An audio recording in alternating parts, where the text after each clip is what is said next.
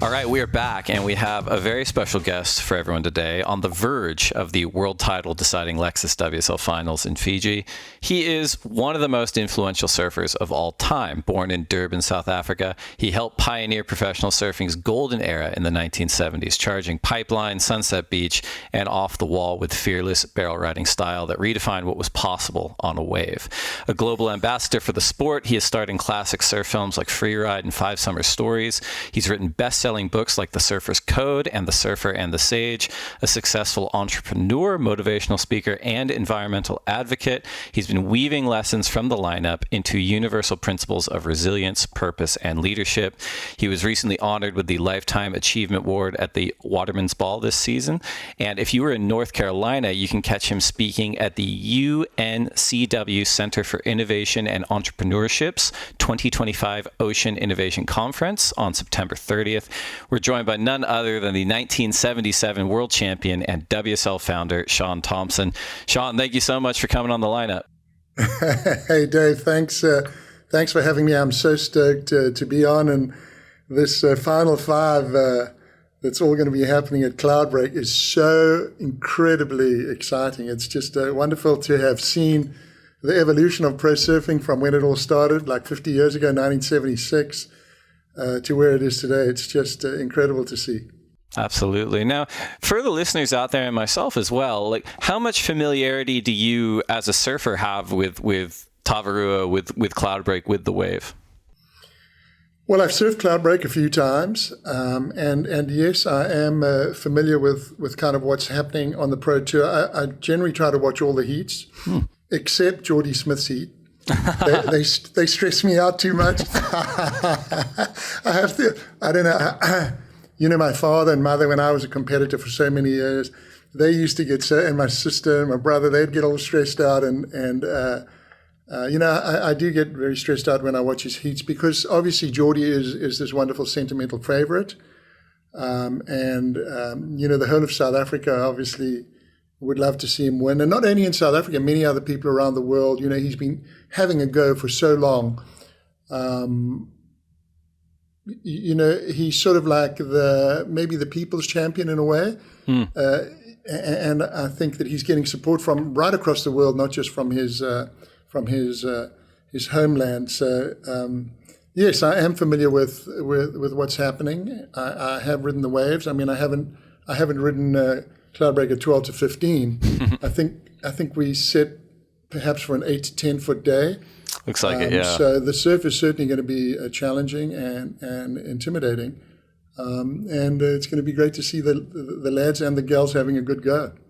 Just on the topic of Jordy and surfers coming from South Africa, it is geographically really isolated, of course, and you've got a ton of experience being a traveling professional yourself. The waves are elite. The surfing communities down there are elite. But because of its relative isolation to the rest of the tour and the sporting world, you know, whether you're talking to folks like Travis Logie or Jordy Smith, there are financial challenges just coming out and doing the tour. Was that similar for you coming up in the 70s as well? Yeah, I think it was tough. I mean, back then you certainly had to rely on parental support. You know, my cousin Michael and I were very lucky in that, our parents were able to afford to send us over to Hawaii. They both saw, I think when we were very young, that was our dream to one day be able to attack Hawaii and one day to perhaps win surfing competitions. But it is very tough for South Africans. It's a long way away. And I think with that, I don't want to call it insularity so much as it's created like a unique South African style. I think the South African style, for the most part, over the many years, has been a very powerful, very strong approach. You know, our waves are powerful down there. Jordy grew up surfing around Durban. Durban's a beach breaks, but very powerful. Then you have some reef breaks right near there. You have cave rocks. So it has sort of this unique, perhaps power style that's influenced by the waves that we grew up in. And I always found that it was relatively easy to translate the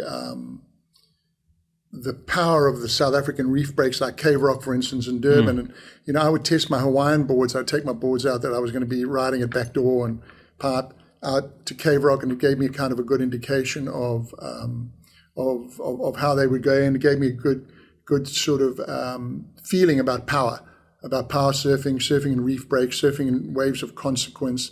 Even though it seldom got above 12 to 15 feet, you know, maybe 12 feet was maximum size. You can still get an understanding of big, powerful surf. And from the perspective of riding on the pro tour, I think it gave you that variety, gave you the skill set to be able to surf J-Bay a point, gave you the skill set to be able to surf a beach break, gave you the skill set to be able to surf a reef break. So, you know, we were lucky we did have that variety, and I think consequently it has developed a great crew of South African surfers. I mean, you've had Matt McGilvray, you know, knocking on the door. Of course. You know, has been kind of a, you know, having a good go on the tour. Then, you know, before that you had some great surfers, Michael Bennett during my era. You had Shaun Holmes, which was, you know, he was a big giant killer in the day back in J-Bay, knocking off some of the big time guys. And in my era, maybe one of the greatest unsung power surfers of all time, a guy called Jonathan Parman from Cape Town, who was just absolutely unbelievable. Maybe one of the greatest surfers ever to ride both Sunset Beach and J-Bay. So yeah, a lot of good cars coming out of that small, relatively isolated country. You know, you mentioned, you know, the geographic and financial hardships associated with wanting to do the world tour from South Africa. It does feel like, and I'd imagine just as an observer of watching, you know, you and Michael on the North Shore, you know, through film, and watching South Africans today on tour, that there's quite a lot of hunger because of that hardship in a way too. And in a way, you can almost see that motivation similar with surfers coming out of Brazil, that there's like a motivation to prove themselves on the world tour. I guess another way of putting it is you guys aren't coming from a comfortable place in terms of like this was easy to get. Yeah, I think that hunger is not really related to economic circumstances. I was lucky, you know, I had, and Michael too, you know, our fathers, you know, were relatively affluent. And then I look at some guys who've done it the hard way, you know, from that have become world champions. Certainly Italo Ferreira, man, the guy starting out on a piece of polystyrene, like a top of a bloody fishing you know, a fishing chest. What do they call it? Esky lids. Yeah, esky lid. Yeah, esky lids in Australia, and you know, I think of Jordy. You know, Jordy's parents were not affluent, but they had, you know, from a young age he had the fire, and you know, a lot of people don't know that Jordy's father, Graham, you know, who's turned into top shape around the world, got his start in the surfing industry with my dad. My dad had a surfboard factory and shop down in South Africa in the late 70s called Shaun Tomson Surfboards, and Graham started out laminating and you know, glassing at the shop, and then I think he also saw the wonderful way that my father had with me as a competitor, and I think it's a good model for any parent. You know, perhaps parents have, you know, really hot young surfers, you know, a hot daughter or hot son. And, you know, my father, it was an incredibly encouraging approach, but the control rested in my hands. The responsibility for success rested in my hands. And he was never on the beach with flags shouting and screaming and whistling. It was very much encouragement, advice about ethos, about character, advice about, you know, how one should conduct oneself when one wins or loses. You know, he would say to me, when you win like a gentleman, and when you lose like a man. So he was very supportive, and I think Graham and his mom Llewellyn were that way too with Jordy, and gave him this very, very solid upbringing. He stayed on the right path, didn't, you know, deviate and get involved with dope or the many you know, obsessions that certainly are there for young athletes, and not just surfers, but for young athletes generally. So it's been wonderful to see Jordy's progression, see him develop into you know, one of the greatest surfers and to see that uniquely South African, incredible power style. You know, he, when I watched the evolution of the tour this year, and certainly like power's back. Mm-hmm. Power is back in a big way. You have Jordy winning 2 events. Then you have Conor O'Leary at J-Bay. I mean, I thought at the beginning of that event, I thought there's no way that Jordy's not going to win that event. And then kind of Conor O'Leary kind of came out of nowhere. And then Cole Hauschman as well, winning in with power surfing in what one would have thought would have been like a beach break kind of aerial. That's who was going to win that event. So it's really good to see that power's back. Is it going to be important at 8 to 10 foot Cloudbreak? Mm. That is definitely a debate, because like Chopu's won on one thing. Yeah. Tube, man. You just got to thread that tube. That's it. A lot of other waves in the world are run, one around the power, the carve. Yes. They went around the tube and they went around the air. So if it's going to hold true to prediction, and what are they talking about, 8 to 10 feet on the 3rd, on September the 3rd, it's going to be a tube riding event then, as I see it. There are some transitions on the face, some opportunity to do those massive maneuvers, but certainly it's going to come down to tube riding. And, if you look at the stats, so if you want to be just like cold-minded about it, and you want to look at the stats and you don't want to look at like, I'm talking not looking at momentum, I'm talking not looking at mindset, not looking at flow, I'm just talking about past results as a predictor of the future, which doesn't always happen that way, but sometimes it happens that way. You got to look at Jack Robinson. Okay, Jack Robinson's got to win 5 heats. You know what I mean? Mm-hmm. He's got to win 4 heats consecutively, and then he's got to win. He's got to win the 5th. So what's he won? I mean, I wrote it down here. So Jack's won twice in Tahiti. Yep. He's won once at Pop. He's once at G-Land. You're talking about backside tube threader savant. You know what I mean? Then you're looking at Italo. One Pop, one Tahiti. Italo's won 10 events. Jack's won 9 events in total. You look at Griffin, won Cloudbreak once. Then he's kind of won, 2 beaches, a point break, and a wave pool.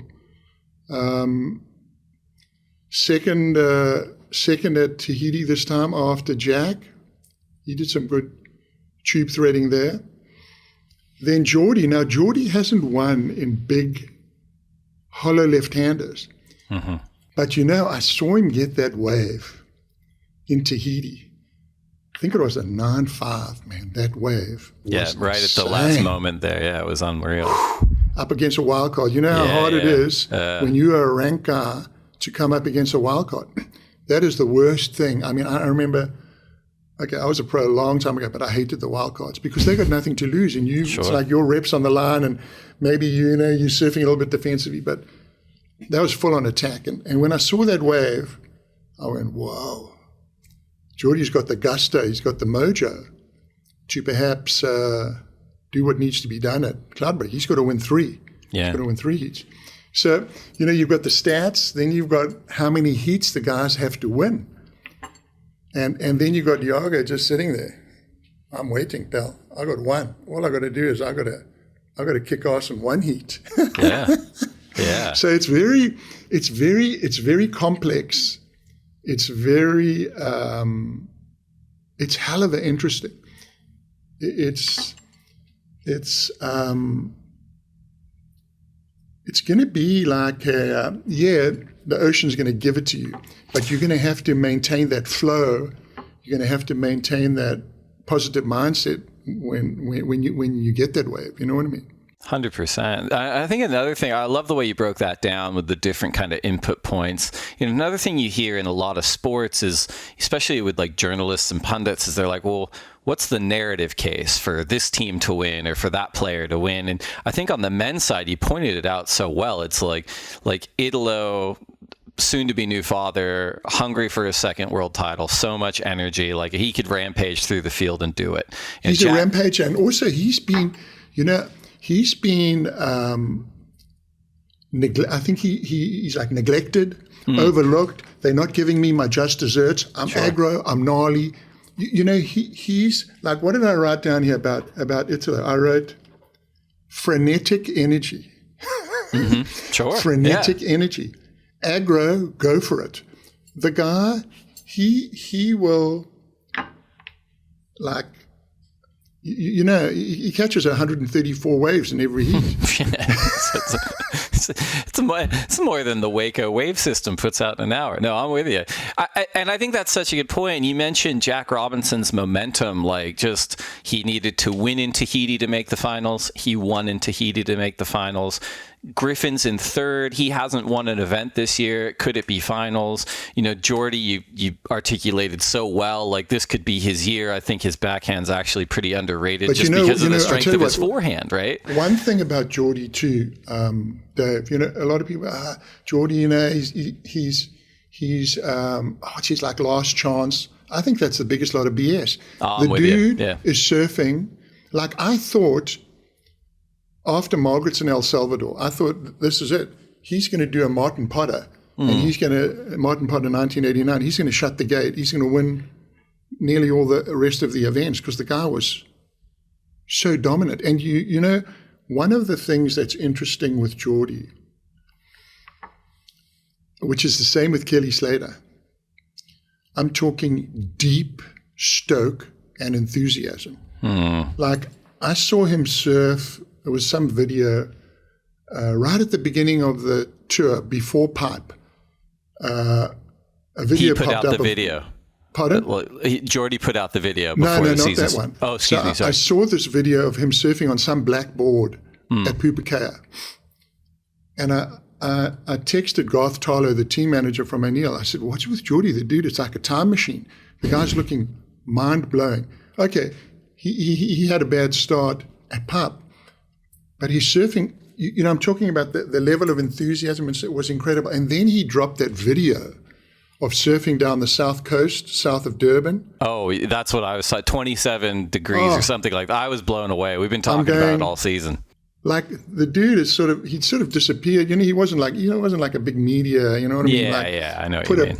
Put a crap thing in your mouth and bloody reveal the obscenity of what it's like to be, enjoying the spiritual experience, and you've got this widget in your mouth. I can't stand that. It was just like pure, insane, unbelievable surfing. So he's got that enthusiasm. He wants to hit it. He wants to hit it when it's hot. When he hurt himself prior to the Olympics, right? He's out there surfing like the gnarliest, if taking a chance. He's still going for it. He's not like, I'm resting up for the Olympics.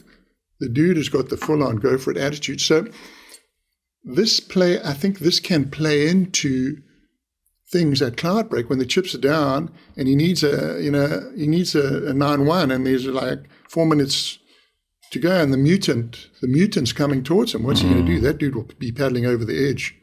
Yeah. Absolutely guaranteed.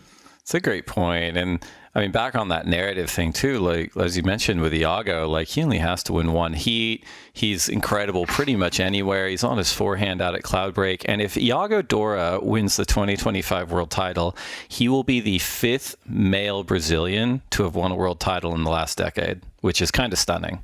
Yeah, no, it's amazing. And Iago also, he has that sort of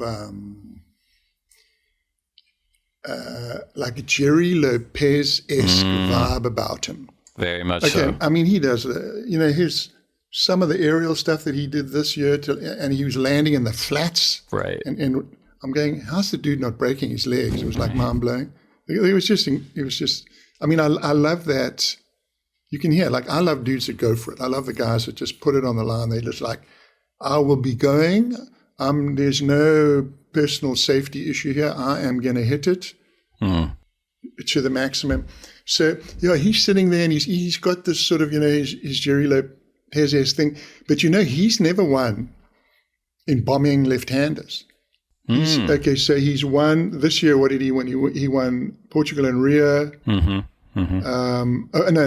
He won Portugal. Or he's won in Portugal, he's won in Rio, he's won in trestles. He's essentially, he's won in like... kind of performance-y waves, yeah. 2 beaches. Yeah. So he won trestles, won Portugal, and then he's won one other event. So 2 beaches, 1 point break. So it's going to be interesting because he's definitely I don't think we're super aware of his tube skills. I mean, He's got tube skills. Everyone's got tube skills. Some guys have savant skills, though. For me, like Jack Robinson, savant skills. I mean, when I think of the tube riders that savant, Kelly Slater, savant. Sure. I mean, the dude controls time and space. I agree. Now, I suppose I'll be able to confirm this in the next couple of days, so we'll treat it as a rumor at this point. But word on the street is that Kelly Slater is on Tavarua at the moment and that he's actually going to be potentially coaching Jordy at the finals. If that's true, what's your insight on that one? I love that idea. I love that idea. Gabriel Medina was another, that dude's a savant. Of course. And Jack. I think Jack is, it's just sort of the way that people see time and space and can curve walls to their will. It was great. But that'd be wonderful if Kelly could give some insight to Jordy. Not that Jordy is like so. What was hard for Jordy in his career, I think. So he's the young, explosive guy everyone wants. All the sponsors around the world want him. He's like super in demand. I remember walking into his room. Maybe he just was coming on the tour.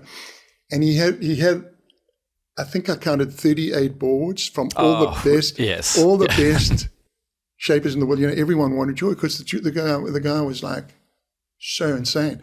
Oh, I had a similar experience on the Gold Coast. Same thing. I think I went in to interview him, and I'm like, how many boards are in here? I mean, Jordy, so many. Anyway, Jordy had the hard time of coming up against the 5 Ronin, the bloody 5 assassins, Kelly, Andy, Mick, Parker, Tosh.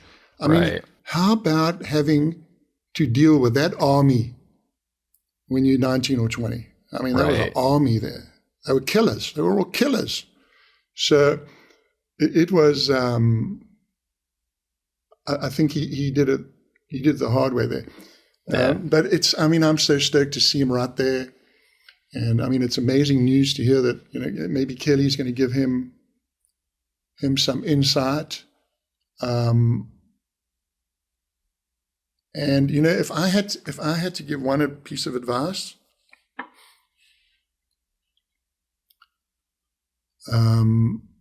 it's the flow, man.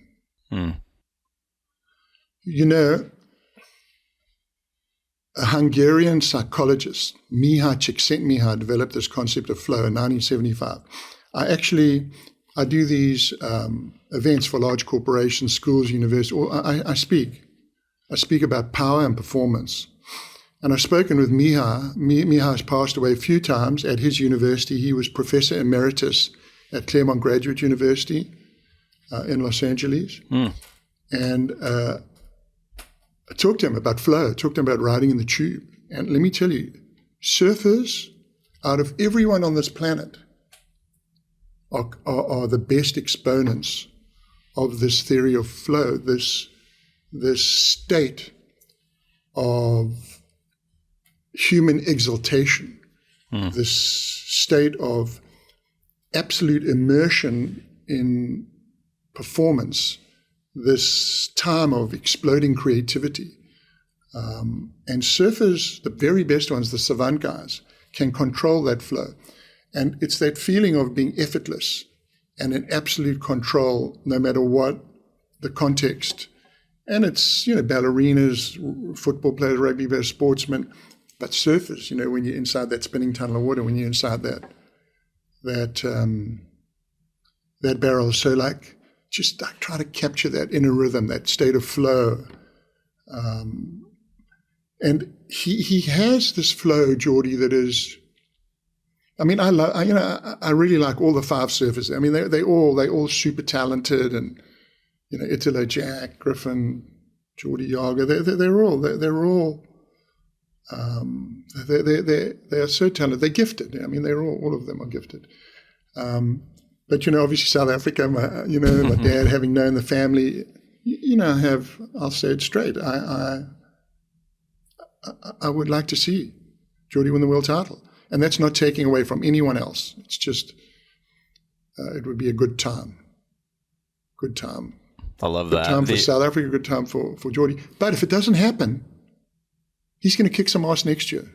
I think you're right, yeah. It's not like it's not like an all or nothing thing. Do you know what I mean? I mean, 100%. And I'd imagine that's liberating for him too, right? I think if he'd come out and said, "This is my last crack at it," then the pressure's there. But I haven't spoken to him about it specifically, but I think you're right. I think he's having too much fun. He's surfing too well. He's probably going to be on tour for another several years, and hopefully that's liberating for him. Absolutely. He's laughing after, he's laughing after his events, and just that general level of enthusiasm, just like, Kelly had, and he still has, he has that wonderful level of enthusiasm and love. And also, Jordy has that stability with the family life now, and he's good mom and dad, Llewellyn and Graham, and so it's going to be exciting, very exciting. I'm super looking forward, and maybe I'm going to have to change my decision and watch his heats. It's just too stressful. I think you probably will.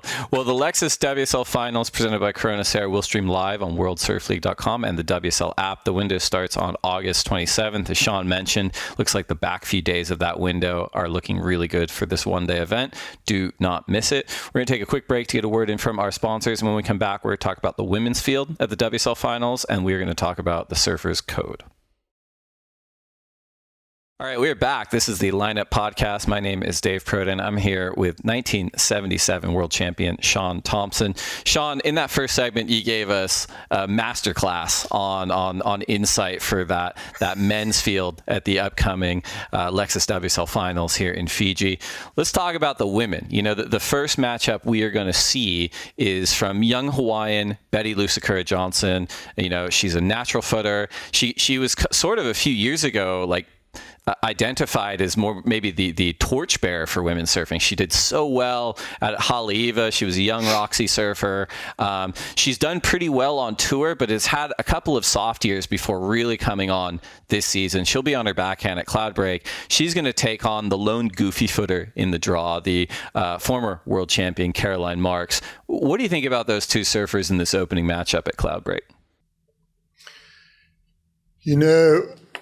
Be very difficult to beat Caroline, I think. The standard of women's tube riding has just blown me away. The progression, back in the day, you had I would say Rochelle Ballard was maybe the first girl who really charged it in the barrel. I mean, girls are pulling in here and there, but I mean, she I think she gave it a good go there.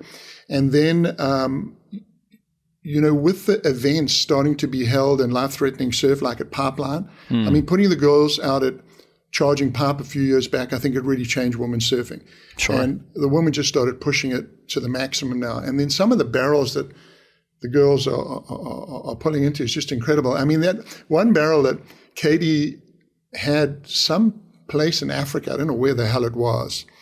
It was a technical driving wave. I mean, that was a really difficult, complex tube ride. And then, the barrels the girls are pulling into and Teahupo'o, it's pretty mind-blowing. But I think it's still that Betty Lou against Caroline, it'll be difficult. I mean, certainly Betty Lou's got a good chance, but but it's going to be hard against that former world champ who's, strong as hell. So that one, if I had to go who do I think is going to win that one? I would say Carolyn.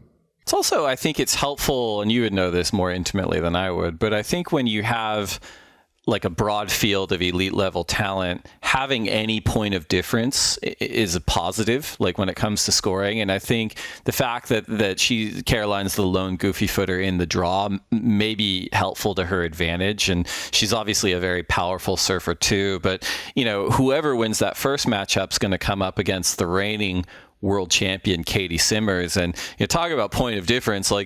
I feel and we've been talking about her all season and all last season, she just draws such unique lines on the waves. And I think kind of to what you were recommending in that first segment with any of the competitors, I think it was mostly targeted towards Jordy, but the idea of hitting that flow state and working with the waves, you could see someone like Katie really locking in at a place like Cloudbreak. Yeah, she's fearless. A couple of years ago, I remember after popping, she said, "Pops for the effing girls." It was so funny. Here's a little she's tiny and she's about 16 years old and she's throwing the F-bomb out there. And I'm going, right on this girl's, she's got some juice, she got some power, she got some mojo. And I think she's shown it in her surfing. She's so tiny and sort of diminutive, and she's just got just goes for it. She's got maximum volume, maximum velocity.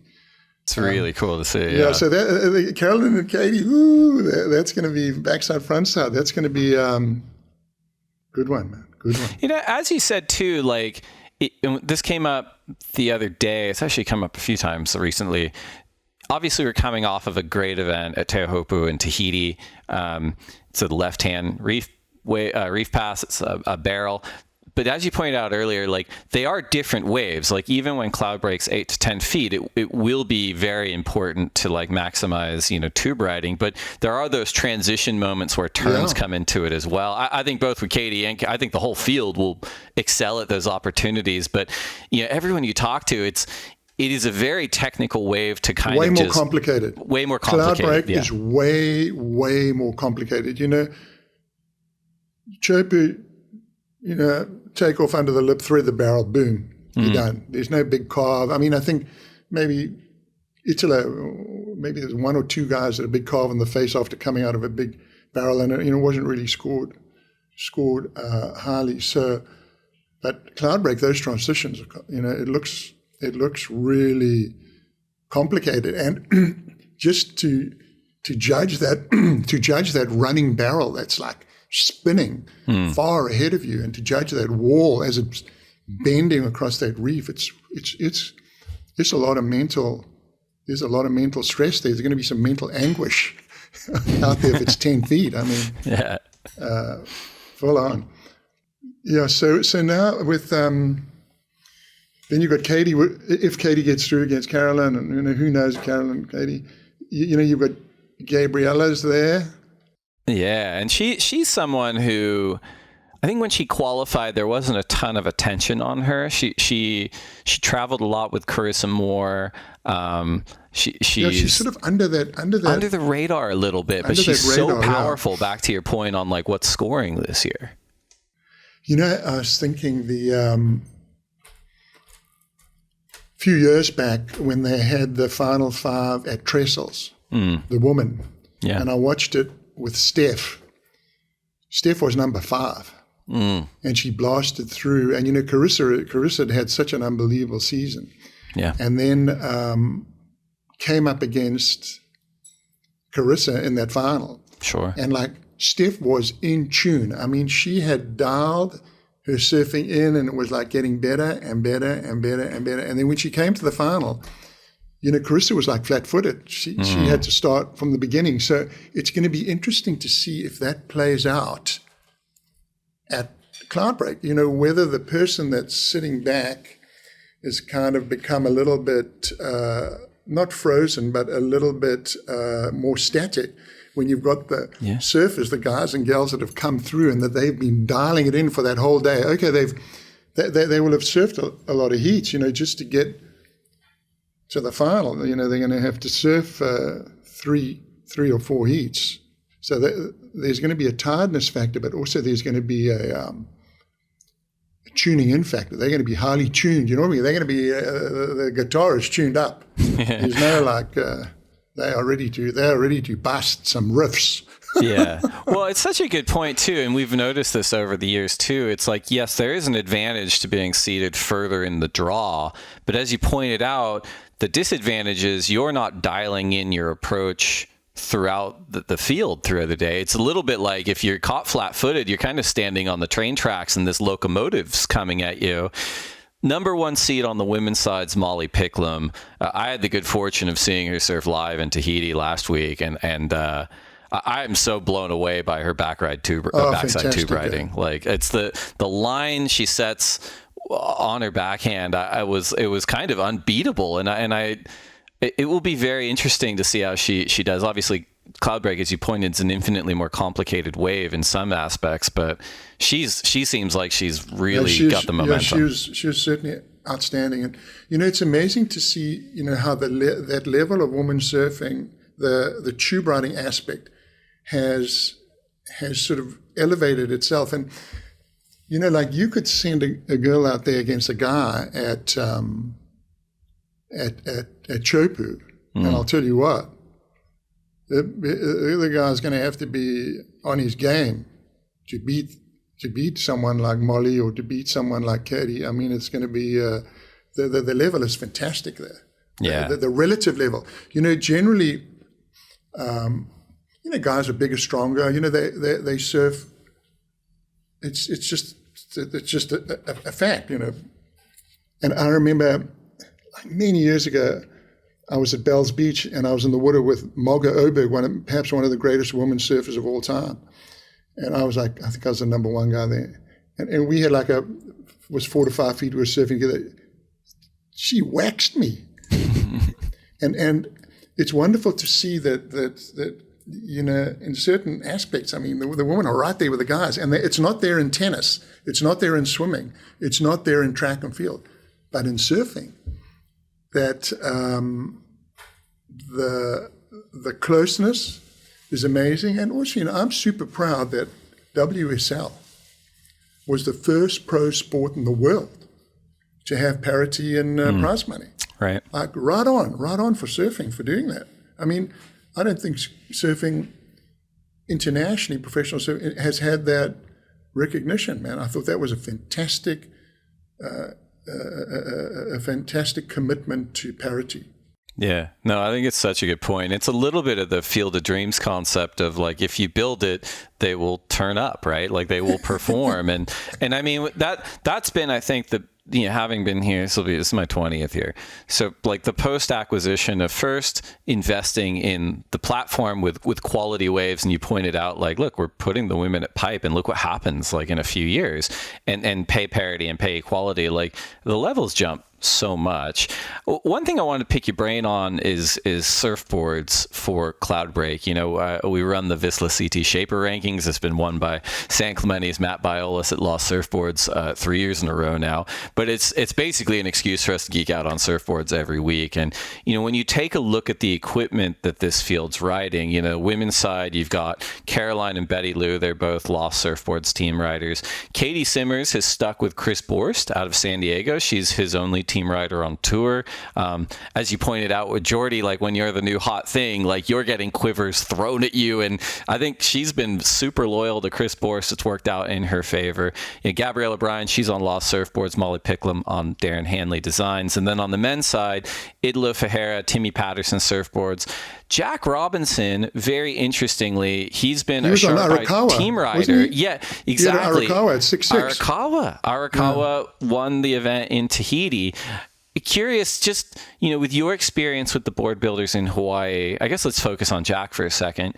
What do you anticipate he'll be riding at Cloudbreak? Will he go back to the Sharp Eyes, or do you think he'll be on the Arakawas after Tahiti? I think, how can a person not ride the board how can Jack Robinson not ride that Arakawa that he rode in Tahiti? That board was a sublime shooter. I mean, it was really good. You know, the surfboard shaper relationship is almost like for some, it's like a father-son relationship. For others, it's like a psychologist-client relationship. Right. You know, when you look back over time, you look at Tom Curren and Al Merrick. Right. Tom Curren achieved 90% of his success riding Al's board. Okay, I think Maurice Cole shaped him one board. Right. He won it. He won at Haleiwa and ultimately won the world title coming out of the trials. But you look at Kelly Slater and Al Merrick. You look at it just creates this sort of platform of confidence, and I think Matt Biola certainly has managed to establish that with a lot of his surfers. Sure, you know, that platform of confidence, and I think people have really underestimated the impact that shaping machines have had on surfboard design, on the evolution of surfing, because you have that sort of predictability. You know, Griffin Colapinto can phone into Matt Biola and say, "Hey, listen, man, I want a 511, the last one, whatever, I was catching a rail here or didn't have the down the line speed, whatever it is, and he can dial it in, and then the final touch with the gauze or just that final touch, and with the sanding as well, makes a difference between a good board and a magic board." So it's going to be interesting to see what Jordy rides, because I know Jordy has ridden quite a few different people. I think he was riding a Pazel. Oh, yeah. We've been talking about Jordy all season. And I'm glad you brought him up, too, because I thought what you said before is interesting. Like Tom Curren and Kelly Slater with Al Merrick, Darren Hanley with Steph Gilmore and Mick Fanning. Absolutely, and Mick Fanning, that whole crew. They've stuck by their crew. And Steph Gilmore, they've sort of maintained that that sort of platform of reliability. It's like that foundation. You have that foundation upon which you can build. And certainly, you want to try a lot of boards. And like my early days, for me, it was like Spider Murphy, and then he was in South Africa, and then I was getting great boards from Al and Rusty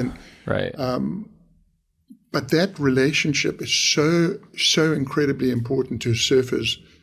I was going to ask you about that, because you pointed out Jordy, and obviously his dad's a world-class shaper. They have Smith shapes.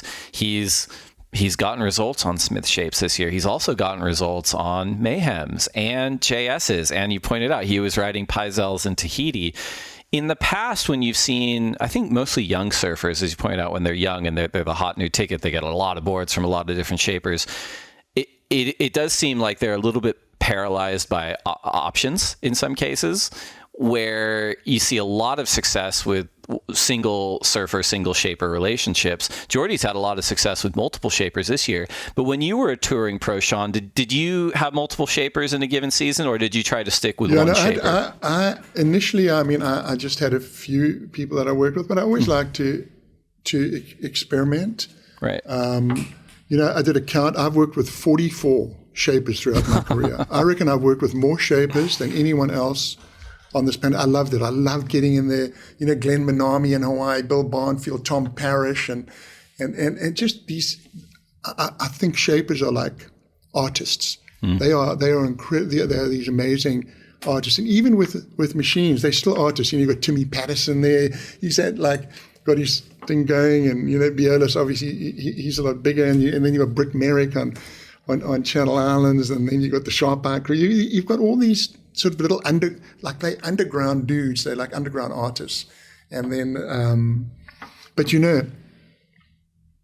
so many years ago, a surfing magazine asked me to write an article on how to succeed as a pro surfer. And I competed on the tour for a long time, and I wasn't a naturally gifted guy like Tom Curren or Kelly, but I loved surfing and I read everything I could about it. And I was very diligent and disciplined.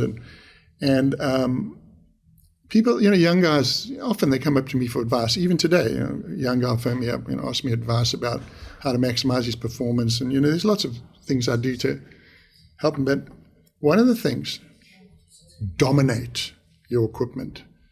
Dominate your equipment. The board's not going to win you the event. You're going to win the event. But when you dominate your equipment, you can maintain that confidence in what you ride. You've got to dominate it. You've got to be confident in it. You've got to know that you're going to make it happen. So there's no, I've got a 6'5", I've got a 6'4", I've got a 6'3", I'm going to ride this and I'm going to kick ass on it. You've got to have that mindset of domination. That's the way I think, and I think that's the way a lot of surfers that have been successful have thought. There's like a dominance that you got to dominate that equipment. What board are you taking out these days? I'm Santa Barbara guy now. I've been here for 30 years. I'm kind of approaching local status. Few more years, right? Yeah, I've got my, I love Brit shapes me boards every now and then, and I've got a couple of older Channel Islands. My equipment is, I don't need to ride what's the latest and greatest, just something that can get me over the edge and enable me to get some flow going when it's 4 to 6 feet. I love it. Well, again, everyone should be tuning in. Lexus WSL Finals presented by Corona Cero. It's going to stream live, worldsurfleague.com and the WSL app. Window opens on August 27th. And also thanks to Vissla for supporting the CT Shaper rankings through the season. Shaun, let's pivot to the work you're doing outside of the water now, because I had the good fortune to go into the SIMA Waterman's Ball earlier this year. When I started the WSL, I was hired virtually by Bugs, who was the president. And one of the gifts of my professional career was getting to work with him, one of my heroes, but also just being in awe of what an amazing public speaker he is. And he introduced you that evening by telling an anecdote that I think you guys were going to one of your other commitments where you were speaking to a group of people. And Rabbit basically said something to the effect of I felt like I shouldn't do public speaking anymore because of how good Shaun is. And I went, man, I said, I completely understand what Bugs is saying, having been, again, another good fortune of having heard you speak in the past. But that seems to be a huge thing for you. You found a real purpose in inspiring people, both with public speaking and with books like The Surfer's Code, and often they're aligned. So can you give us a bit of background about that? Sure. I love sharing my perspective, and I love sharing my method. That's what I do when I speak to people. I speak to hundreds and hundreds of thousands of people around the world. I'm lucky enough to work with some of the largest corporations in the world, Google, Cisco, PwC, Gap, Disney, massive Gilead Sciences, Cologix, all these cutting edge AI companies, data companies. And surfing, I think, can give you profound lessons about how to live a positive and meaningful life. Surfers are very, very attuned to these internal and unseen rhythms in the ocean, and I think it gives us a perception, maybe a little bit differently to someone that hasn't been exposed to surfing. So I really started doing it when I lost my beautiful son in 2006. My son Matthew, my wife and I lost him. He played a dangerous game he heard about at school, called the choking game. All the kids wore school ties. It was just incredibly devastating for us. And I had my first book at the printer called Surfer's Code, which was 12 simple lessons for riding through life. And it was a little code I'd written many years ago to inspire a group of young people that were coming down to the beach at Rincon, which was faced with an environmental challenge. And we needed to create awareness. Glenn Henning, who started Surf Rider Foundation, had asked me to help and said, Shaun, I'll give you $100 budget to solve this $8 million problem. And I wrote Surfer's Code and I printed up these little cards and I handed them out to these young people. And we created a bit of a groundswell, and we got numerous environmental groups involved, Heal the Ocean and Surf Ride, and we ultimately solved this problem. But this little code concept took on a life of its own, and it led to my first book, Surfer's Code, became popular. And then I was surfing at Rincon, and a guy paddled up to me and said, Shaun, I'm a headmaster at a local school. I would love you to talk about Surfer's Code at my school to my students. And I spoke to the students, and when I was speaking to them, I said, Surfer's Code's my code. I wrote it 12 lines. Every line begins with I will. I wrote it in 15 minutes. What about all of you writing your own codes? 15 minutes, 12 lines. And the first line of code I got back from a young girl, I will always be myself. And it blew my mind. And these other kids wrote amazing words. I'll live a life of integrity. I will not compromise on my morals to fit in with others. It's beautiful words. And it led to another book called The Code, The Power of Our Will, which was a framework for positive decision-making amongst young people. Because the fundamental social problem that we have in the United States today is that 35,000 young people die every year. That's our death rate.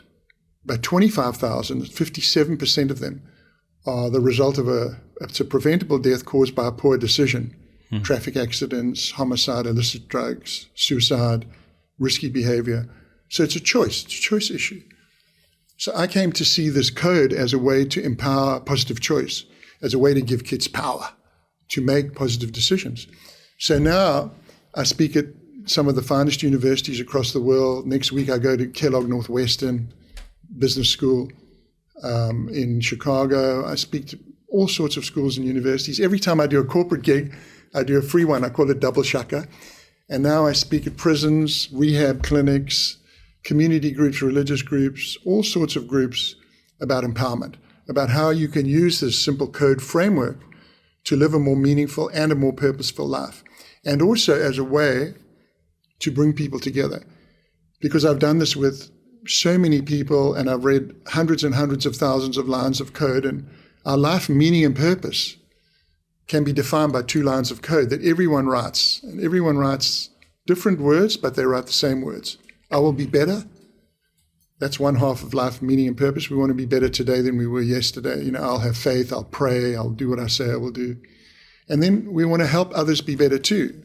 We want to be the light in the darkness, we want to volunteer, we want to be a mentor.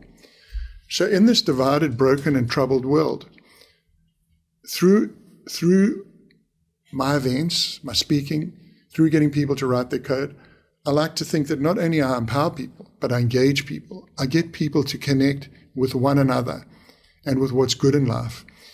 Because this world is so broken, so polarized, so divided, that I think the values of surfing, commitment, optimism, courage, camaraderie, integrity, I think these values are fundamental to a good society. Surfers have these values, and it's wonderful to be able to help propagate these values through my work. So my latest project for my wife and I, and we're going to be launching in about a month, is we're starting a new foundation. And it's called the Think Twice Foundation, to empower positive choices amongst young people. Because poor choice, single biggest killer of young people in the country. And I like to think that my intervention, it's simple, it's free, the code has got incredible power. I encourage athletes to use this code. I've worked with many athletes. Athletes on the pro tour have gone from 25th. They've written their code. I haven't even met these kids, haven't even read them. They've gone from 3rd to 1st to 1st. It's like unbelievable. And anyone, if you want to use, just go to my website. It's free. It's my gift. Surfing gave it to me. It's my gift back to the world. Download the worksheet, you write your code, write it with your family, write it with your friends, write it with your business group. Man, together we can create this positive wave of hope and purpose around the world. So I love doing what I'm doing. So I just relaunched my brand that I started in 79, Instinct. I relaunched it. So a portion, 1% of all sales from the sales of this relaunched Instinct are going to the Think Twice Foundation. So I got to say, Dave, I just turned 70 yesterday. I am so bloody stoked. I am stoked at what the future holds. I'm stoked about surfing. Okay, I'm not cutting edge hardcore anymore, but I love to see young guys, young girls put it on the line. That's why I'm going to be stoked to see what's happening at Cloudbreak, because these young surfers, they represent something so positive, something so pure. And I love, and I'm so proud that Rabbit, myself, Ian Cairns, PT, Mark Thompson, Mark Richards, were part of this genesis 50 years ago. Well, I'm glad you brought that up too, because, as an objective bystander, like when I take a look at the different chapters of your life and career, there's a huge through line of like major impact. Even before there was a world tour, and like watching you surf backdoor and off the wall and hearing you talk about your approach, like it made such an impact on the surfing world, and then as a professional and a world champion, as one of the founders of professional surfing, through your work with the Surfers Code, it's impact. And I'm wondering, and I don't know which direction you're going to take this. Is it intentional? Like, do you go out and seek things that you go, this is going to provide the most amount of impact for the communities that I care about? Or is it more of a natural thing where you're just sort of following where your passions are, and by virtue of that, it ends up having quite a big impact quite often? Yeah, impact's a really good word, but impact's a result. Okay, from a young age, I realized that fundamental role of a pro surfer, fundamental role of an athlete, is to influence and to inspire. That's it. You want to influence, you want to inspire in a positive way. You want to influence and inspire your country, other surfers. You want to influence and inspire. And if by doing that you can have a positive impact, that is amazing. I'll tell you one of the greatest things that can happen to a pro surfer in terms of just getting a good vibe from a community is like, I showed Bustin Down the Door in Australia. No, it wasn't Bustin, it was Free Ride in Australia. Amazing movie from mid-70s. Rabbit, Mark Richards and myself were in it. And it was sort of a movie that really maybe revealed what we were all about to the surfing world. And I was showing down in Wollongong in Australia. Wollongong is a great surf town, full-on grassroots, hardcore, blue-collar town. It's a mining town. And I had a guy walk up to me, he went, "Hey, Shaun, my name's Shaun." I went, "Wow, that's cool." He said, "My dad named me after you." I went, how cool is that? And 5 minutes later, a guy walks up to me, he goes, "Hey, Shaun, my name's Shaun. My mom named me after you." And I went, how cool is that? And I have, through my travels, met so many kids walk up to me and introduce themselves. "Hey, my name's Curren." You know what I mean? They're named after Tom Curren. So surfers have this inordinate amount of influence and inspiration, and it's wonderful to have created a positive impact. I'm all about how can I create this positive wave around the world that's going to inspire hope and purpose. So I'll tell you the power of surfing, Dave. And we actually did an academic study on this, about this simple method that I do. So imagine I'm speaking in front of 1,000 people, and I love sharing my perspective and my method. I don't give a prescription, I just give a perspective and a method. I ask people, text me a word that describes how you're feeling. Right then, just text it to me, and I build a word cloud. Now, what a word cloud is, people will text me a word, it comes up on my screen, and the more popular words, the more frequent words are larger. So at a glance, you can see what your audience is feeling. And I started doing it during COVID. And the words were stress, anxiety, depression, and disconnection. Those were the four most fundamental words. I called it a sad mindset, okay? That's what people were feeling. And these were very big companies, and these were people making lots of money because they had products that the world wanted, like the only treatment for COVID, remdesivir. This was a massive biotech company, the first one I ever did. And I would see this company after company after company, stressing it. So then I would talk to people about the origin and development of the code, how I developed the code, and a little bit about my life. And then I'd tell three surfing stories. I'd tell a story about getting walloped and smashed and getting the hell beaten out of me at Waimea Bay. First wave I ever took off on there during the first contest I ever surfed in out there. Smashed. But I talk about paddling back out, okay? Resilience, perseverance, hope. Then I tell another story about riding pipe for the first time. I will take the drop with commitment, paddling over the edge and ultimately winning pipe masters at 19. And then I tell a beautiful story about my son and I on the beach together. It's called Speaking in Spirit Language, surrounded by a sacred story stone. It's like the most fantastical, amazing story about human interconnectivity and what's really important in life, staying in the present. Then everyone writes their code together, 12 lines. Every line begins with I will. They all write it in 15 minutes. I will what? Everyone writes beautiful words. And then we share it. If you've got a big group, I ask people, text me a line that describes I will be better. And the lines come through, I will have faith, I will pray, I will do what I say I will do. Just people write beautiful words. So now everyone is seeing these beautiful words that everyone else is written.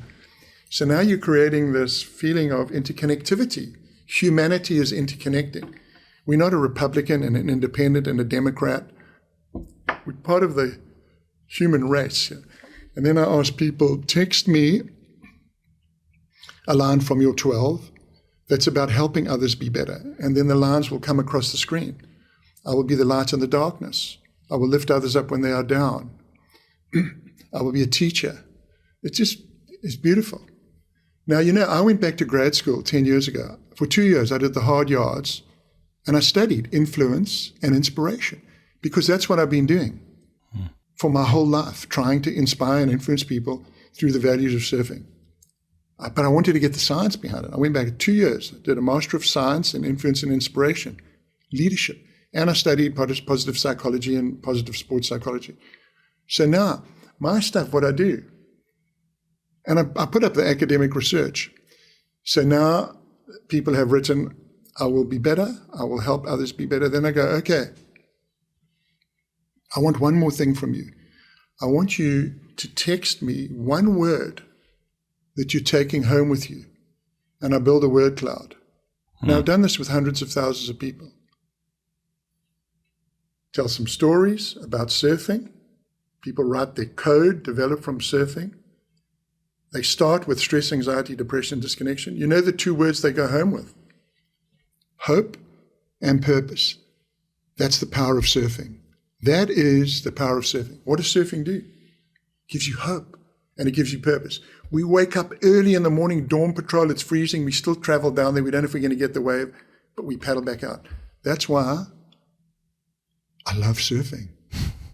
This is the greatest lifestyle art form on the planet, and I'm its biggest supporter. Gives you hope and purpose, no matter what. Well, as you said, right? Impact, it's a result, but what you do is inspiring. So we really thank you for that. We're going to take one more quick break to get a word in from our sponsors. And when we come back, we are going to talk about next year's 50th anniversary of the World Tour, answer listener questions, and we'll get you out of here. We'll be right back. All right, welcome back to the Lineup Podcast. My name is Dave Prodan, here with 1977 world champion and author of The Surfer's Code, Shaun Tomson. Shaun, you mentioned it already, but in 2026, it will be 50 years since the maiden World Tour. It was the IPS back then became the ASP. It's now the World Surf League. You are one of the founders of professional surfing, definitively. And one of the good fortunes I've had in knowing you and knowing Rabbit, knowing Kanga and MR and Randy and Fred Hemmings is that hearing the stories about it was a sort of a force of collective will amongst some of you to create a professional surfing profession, right? It did not exist. It was like you guys followed your passions and you went, we want this, we're going to will this into existence. And, looking back at the last 5 decades, in 1975, in its genesis, 1976, did you ever imagine it would come to this place in 2025, 26? No, we had no idea. I mean, we didn't have a grand plan. I didn't have a grand plan. I mean, I was at university. I was studying to be a professional, but not a professional surfer.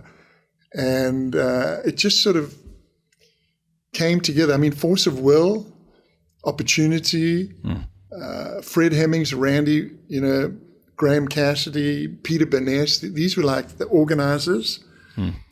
And we were the, we were this sort of band of young guys that just wanted to make it happen. And I think together we all just really, really wanted it. It was this massive cooperative effort.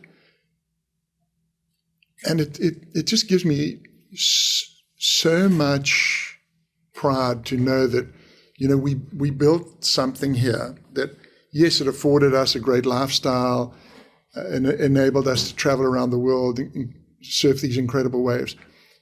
But when I see today these young guys, these young girls just kind of living the dream, a surf industry that has, yes, it's had its ups and downs, certainly, but over the period has employed thousands and thousands of people, afforded them a great lifestyle. And, you can whinge and moan and cry about the commerciality, the commercial aspect of surfing and this and the industry that. It's like, just grab your board, paddle out there and put it all behind you. You know what I mean? Like, wake up, grow up.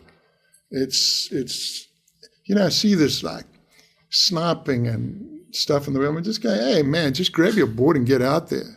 Go and catch a wave, Just get real, because at the end of the day, that's what it's all about. Just grab your board, put in a pair of boardies or a wetty and just paddle out and get the wave and get stoked. But it's wonderful to see. Proud to have made it happen. And it certainly wasn't a grand plan, Dave. I mean, and we had no money. I'm thinking like, 76 when it started, I bought a car for $150, a Valiant station wagon that was held together with Bondo. At the end of the winter, I drove it for 3 months. I just left it on the side of a road with the key in it for someone else to drive it. That was the way. It was like bush style.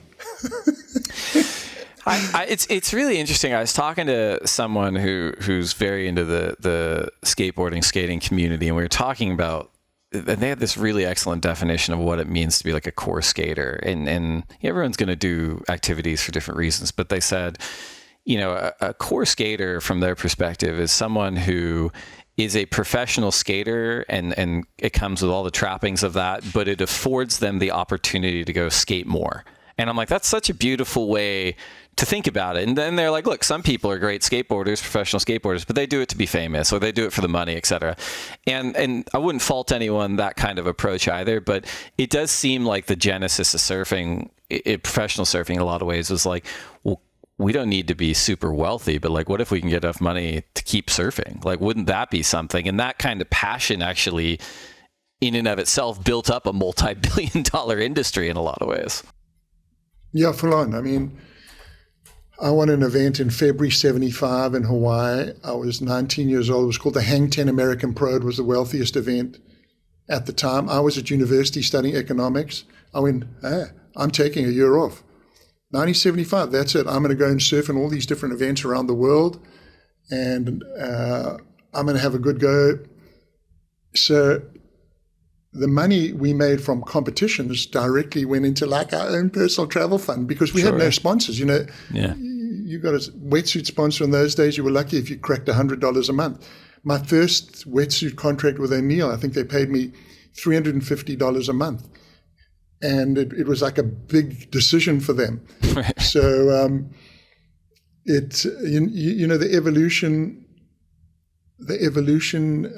has been fantastic.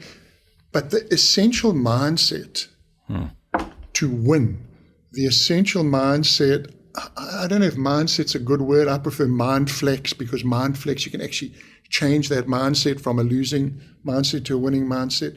It's the same. Whether it's Mark Richards in 1978 or Cole Hauschman in 2025. It's like, lay down that rail, put down the power, it hasn't changed. That aspect of surfing hasn't changed, and that aspect of surfing will never change. And also the pure drive, that stoke, that fire that Italo Ferreira has today, or Kelly Slater had, or Rabbit Bartholomew had, it like bonds us. The stoke bonds us together. It like, so many things have changed, so many things haven't changed. Right. The essential, it's interesting when people write, like, what are they taking away from our presentations? Hope and purpose. Like, purpose is committed intention to create and realize meaningful aims for oneself and the broader community, and hope, that feeling that the wave is going to come through and it's going to come to me. It's beautiful. Surfing is beautiful in that respect. It's like a philosophy. I love how you put it. Like, there are a lot of things that change. There are a lot of things that remain the same in surfing. I think one of those things is how, the North Shore of Oahu remains the mecca. I mean, it remains the proving ground. It's largely an input that went into the changes that are happening next year, where we are going to be finishing at the Bonsai Pipeline. And I think the genesis of that's beautifully captured in your documentary, Bustin Down the Door. And I think for anyone out there that's listening that has not seen it, you can stop this podcast immediately and go find it and watch it, because it's an awesome look at the genesis of professional surfing, and how a number of surfers, both Hawaiian, South African, Australian, on the North Shore in the early into mid 1970s, birthed this sport. And can you talk to us just a little bit about that film and your experiences with it? Because it's been out for a few years now, but it's inarguably, the most relevant tome we have in terms of our own history. Yeah, it definitely chronicles the history of how pro surfing developed. 2006 was a very hard year for me because that's a year I lost my beautiful son, Matthew. And it was sort of towards the end of the year, and this friend of mine, Jeremy Gosh, phoned me up. He said, "Hey, Shaun, we've been talking about doing a series of documentaries. We've been talking about doing a series of documentaries about pivotal moments in surfing." And he said, "Hey, why don't we start with Bustin' Down? Why don't we start with what happened?" He didn't call it Bustin' Down the Door. He said, "Why don't we start what happened with the kind of revolution in '75?" I said, "Awesome." I said, "We'll call it Bustin' Down the Door. I'll phone up Rabbit Bartholomew right now. I'll do a deal with him on using the title of this article that he wrote in 1976 that created a firestorm." And boom, we were away. And what we really wanted to capture in that film, we wanted to capture revolution. We wanted to capture the power of commitment, and the power of creativity, and the power of young guys' dreams. And I think we did. And also conflict. There was conflict. Certainly There was conflict. There was a cultural conflict, and there was a perception that, perhaps the Aussies, were creating too much, like they were blowing too hard. We're the best, we're number one, we're the greatest. And, I don't think it was intended to be disrespectful. It's just the way that a lot of Aussies are, they like to talk about their success. And it created a lot of unpleasantness, bad feeling. But then there's an amazing story about how one of the greatest, maybe the greatest Hawaiian waterman, one of the greatest along with Duke Kahanamoku, Eddie Arkau, came and made peace during this period of violent conflict when people were getting punched out and threatened and smacked, and it was really, really scary times. So it's a good story about peacemaking as well. It's a good story about what was the rationale for, why was the Hawaiian community so upset? And I think we were the first documentary ever to talk about the annexation of Hawaii by the United States. It was an overthrow of the constitutional monarchy. And so, we had this interesting historical element, and then we had this, amazing surfing. So it was like, I think, both a history lesson and also a lesson in just like guys going, radical self-expression. We had it was just a whole new attitude. It was a whole new radical process. It was a time of design evolution as well. MR was starting to bring out the twin fin, which created a revolution, and the tube riding at backdoor was really different. The backside attack was really different.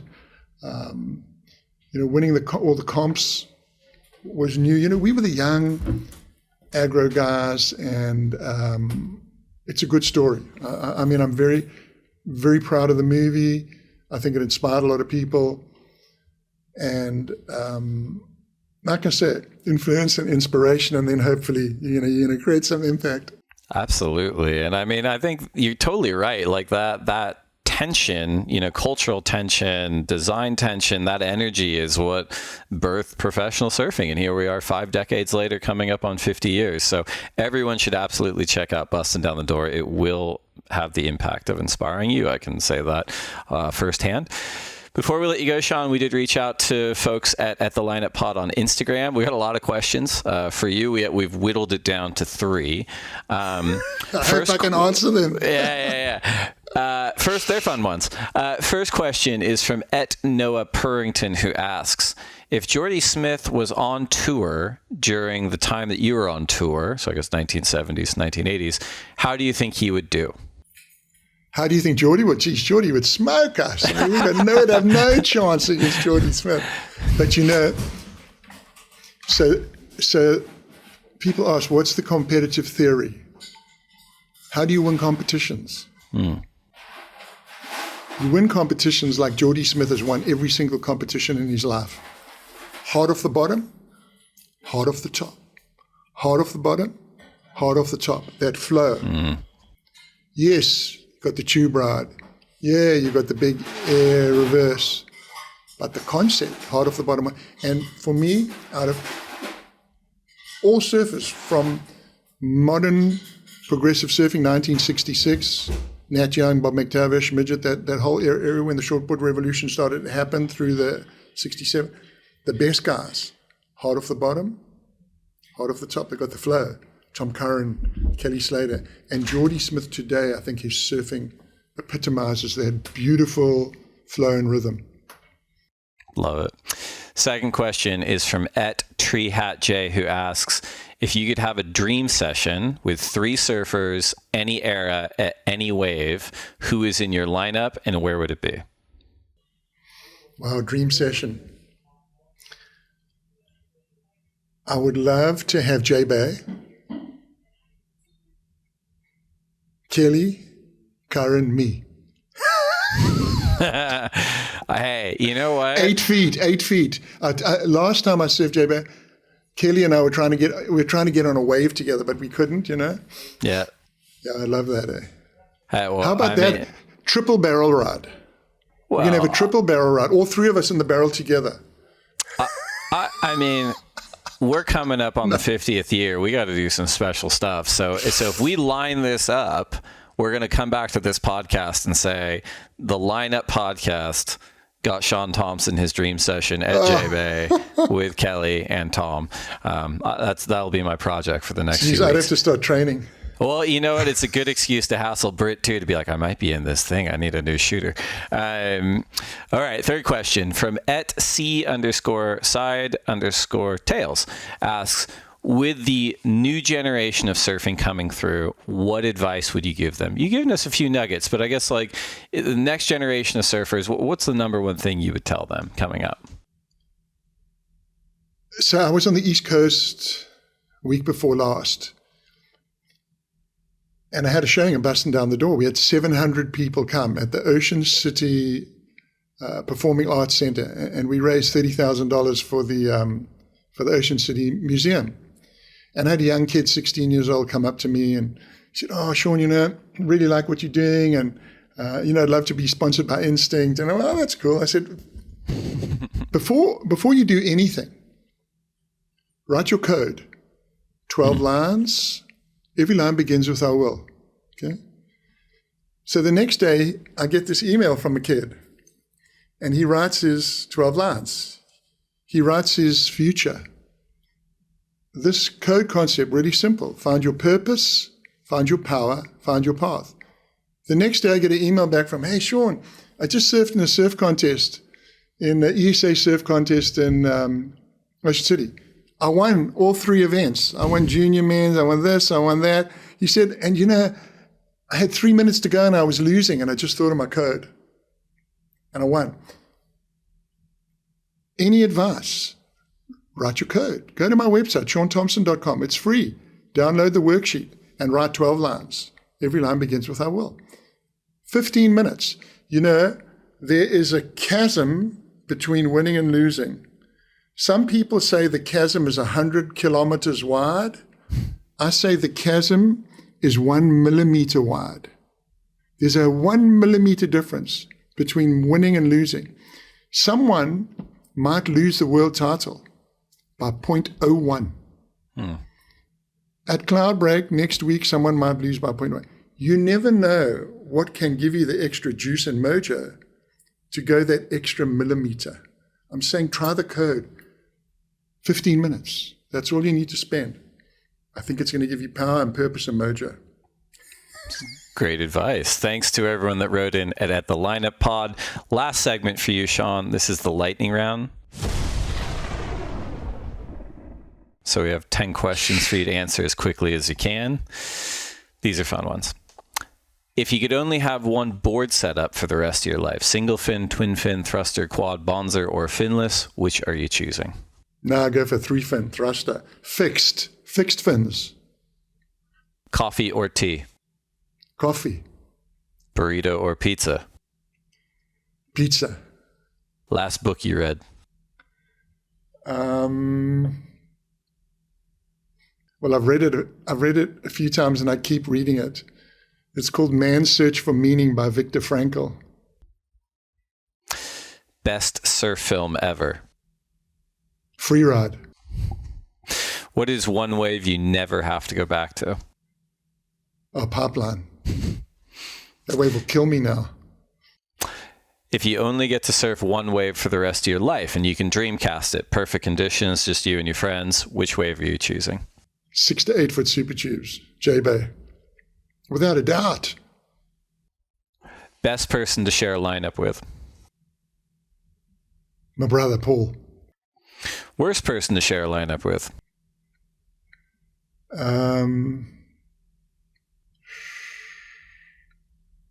Sure, no. That's a hard one. You don't have to name names if you don't. You can just say. I can't answer that one. But you have a person. We all do. I'm sure you do. Yeah. All right, last one. Finish this sentence. I will next achieve a state of happiness by. I will next achieve a state of happiness by putting my arms around my beautiful wife, Carla. Shaun Tomson, thank you so much for your time. Thank you so much for your insights on the upcoming Lexus WSL Finals. Thank you for busting down the door. Everyone should check that out. Thank you for the Surfers Code. Thank you for being my friend. I can't wait to catch up with you in person soon. And maybe we'll wrap out after the WSL Finals. I hope you do, at least through one eye, watch Jordy's heats. I think it's going to be a fireworks show. But man, I appreciate you so much. Super cool to be on, and go Jordy!